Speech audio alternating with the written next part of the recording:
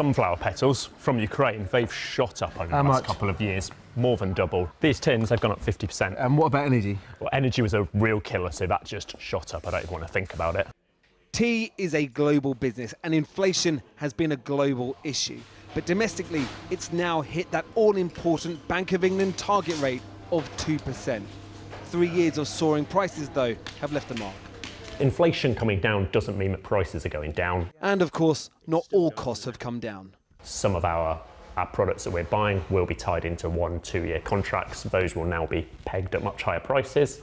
As we renegotiate the contracts, they'll come down. And then the other big one... But you might still have the higher cost then. We've still got the higher cost. In some stuff, we'll still have the higher costs for a couple of years. There is one other major cost. This stock was bought using loans at a time when interest rates are at their highest in more than 15 years. Now, as we've seen other cost prices coming down, probably the biggest thing for us causing inflationary pressure now is the interest rates, which is the reverse of what the Bank of England would be saying, right? That high interest rates are bringing down inflation.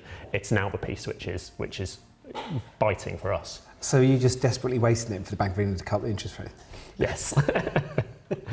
We will halve inflation, grow the economy. That was the pledge, so today should be an important one for the Prime Minister. But good news this morning, by this afternoon, new polling has him needing his hard hat at the prospect of losing his seat. This is a very positive step, shows that the plan we put in place is working. Inflation back to target. It was 11% when I became Prime Minister. I said it was a priority to bring it down so that people can start now to feel an ease in the cost pressures that they've seen. And it's because that plan has worked that we've been able to start cutting people's taxes. With one eye on what they may inherit, perhaps Labour today far more cautious. I don't think the economy has turned a corner. Many people are still really struggling because although inflation is back at target and that is welcome, of course it doesn't mean that any of those price rises have been undone. And that caution may well be advisable, say some in the city. It is quite possible that inflation will go up a little bit later on this year, and it will only be sometime next year where it will go back to 2%. That is down to energy prices. Stick to the economic plan. That's been the Prime Minister's message. With inflation on target for now, can he expect the nation to thank him in the polls?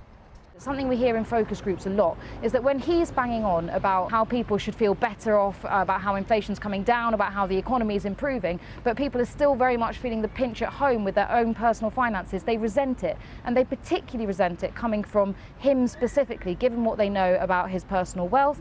It's been a tepid election so far for the Conservatives, and tonight multiple polls have them making record losses.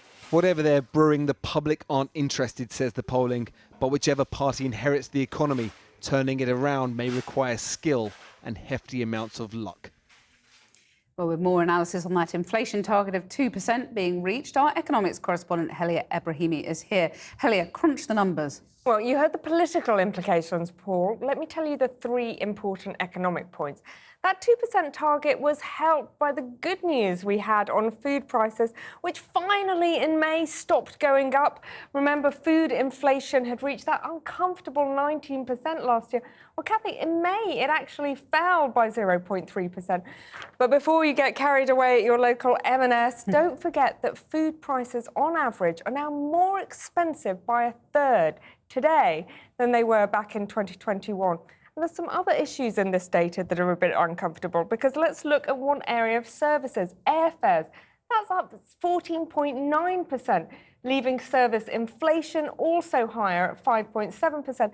Now, that is a figure the Bank of England is incredibly focused on, and it's coming higher than their calculations, suggesting that interest rate cut tomorrow off the cards, the interest rate cut in August possibly also off the cards, leading to my final point, which is that if you zoom out, this looks like a clear economic win, a corner turn. But when you go into the detail, those problematic issues haven't all gone away. Add to that the anxiety that's starting to grow about wholesale gas prices having gone up 30% since April, and you start to see a picture, Kathy, for the consumers, indeed for the next government, of more bumpy road than corner turned.